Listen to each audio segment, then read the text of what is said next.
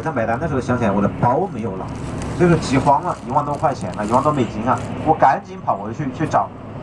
当时还心里没有经历过，抱有侥幸心理，我想着这个包应该还在吧，不会丢吧。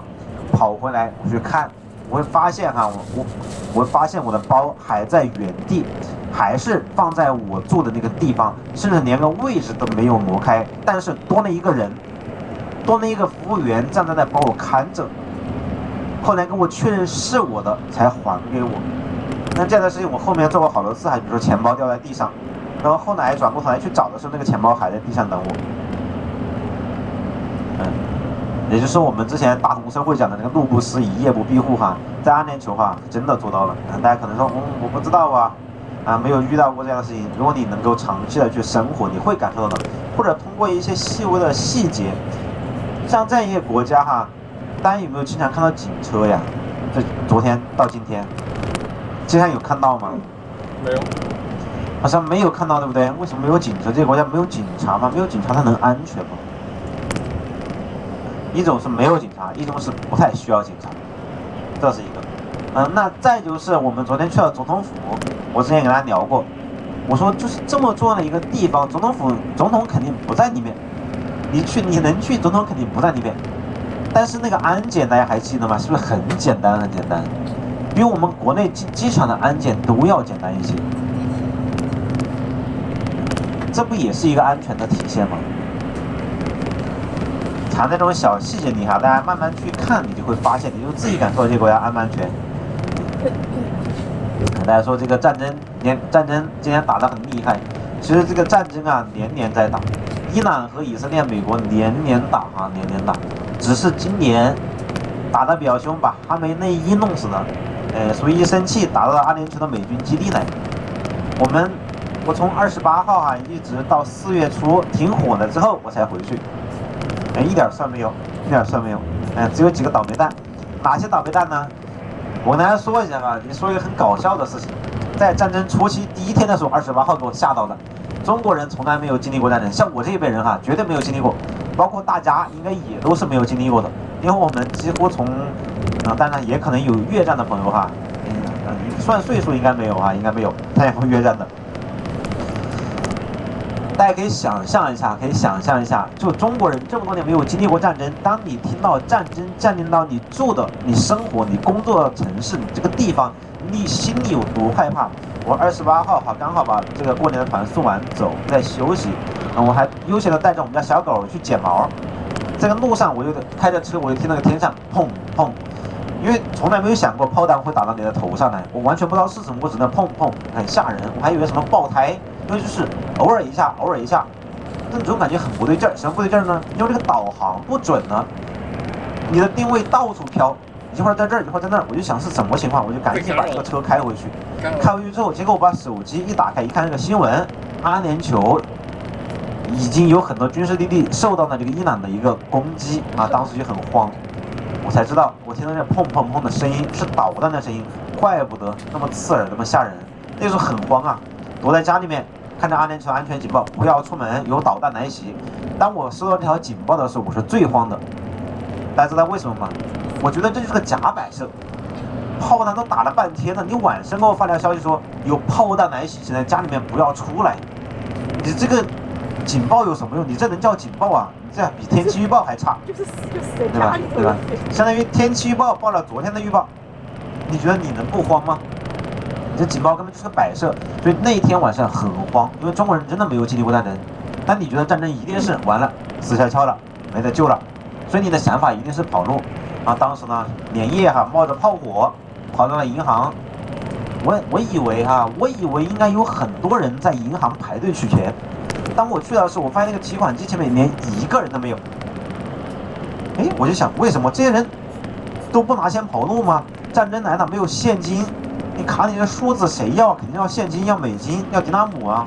我就赶紧去取了一些，但也不敢取多了，万一被人家抢了，当然也没有多的可以取啊，然后就放在身上。我想准备了钱还不够，但是你说有钱的沙漠你能买什么？买个屁，对不对？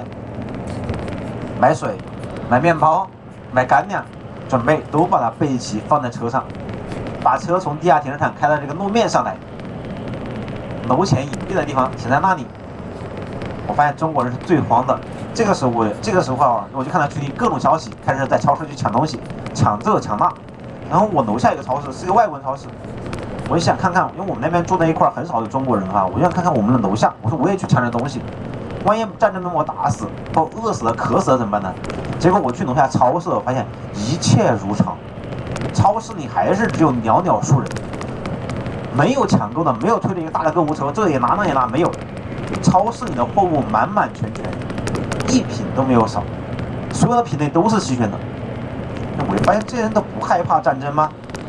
但我作为惜命的我啊，还是赶紧的，然后看车子的油是很多的，赶紧跑到加油站，连夜1点钟跑出去，在加油站去把油加满，然后时时刻刻做着跑路的准备，因为当时那个战火炮火哈还没有烧到这个沙特阿拉伯，我想沙特阿拉伯应该是安全的。再不济，他那么大块地方，他不能都打吧，全面覆盖吧，炮火全面打吧，这也不可能啊。沙特阿拉伯总比阿联酋安全，毕竟离伊朗也要远一些嘛。做好那个准备，在家里面坐了一夜，第二天早上实在撑不住，但也不敢睡，一会儿一个警报，一会儿一个警报，这个时候是最害怕的。但是后来阿联酋就发了一个消息，让大家放心，在家里面物价1分不会涨，生活用品1个不会少，所有的超市保持充足，不用抢货，安全放心。但是这个时候，中国人还是按捺不住，所有的抢货的只有中国人，朋友们你知道吗？只有中国人，外国人没有一个去抢货的，坐在家里面。炮火经过了1夜1天，到第2天经历完之后，第2天晚上我睡着了，实在撑不住了。这个时候我终于明白了一个事情，原来导弹不会落在我头上，因为我看了更多的新闻，这个导弹应该落在哪里呢？应该落在军事基地上面。但是伊朗根本不让你省心，伊朗在很多的社交媒体上会发布很多的新闻，他会发布，比如说哈利法塔就是一根巨大的火柴，随时我能引爆它，就发这种让你人心惶惶，但却一点事儿都没有。所以你们看到新闻，在外国都感觉，在国内感觉很可怕。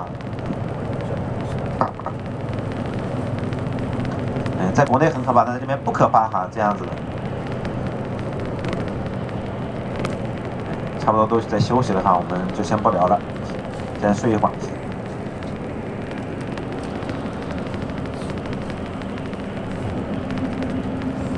这个他们这个高速公路怎么样设这个墙了？难道怕骆驼给闯进来吗？这么一点高，骆驼好像也防不住。其实你还是有粉丝的，一直在听，一直在认真学习的。这一个人，他是睡得比较睡得多。他喜欢的好学生不听，不喜欢的好学生一点都问问题，使劲听。睡好还是保持差？我看在大陆的话，就是设为难的只有那个高速公路应该也有围栏吧，但是高速公路是有围栏的，还有高速公路有围栏，但没有尖刺，铁路是有围墙的，全封闭着。不是一样的房子也是跟我们马家旗设在高速。我刚才想，我看那个这公路两边在搞开发，它上面有没有先把立交桥一些或者隧道给修好？还说他们两边同时开发就本来就不想连通在一起。高速不用连通这些所有的道路，它就是高速下去的一个地方，然后再通过城市公路过来。如果说你招人哪个地方特别高速通，这样会更加不安全，这个也会比较危险。你想高速就是高速的，就叫高速公路嘛。你看这个的限速是140，对，我这是我55。你说你这是个高，哪边是限140啊140当然没看着140吗？我刚才写的140，很少见，全世界除了德国，这是我第2次见超过120。德国不是不限速吗？对呀，对，别人不限速。这个有140吗160。别，他人家道路也确实允许。就是高速度那也平均有没有超过我今天都测的80。不是人有限速的标志。是。啊，看看这无边速是限速这个车的高度。咱们车79公里每小时。大巴车低于80吗？你让大巴就是客运汽车，客运的低于80。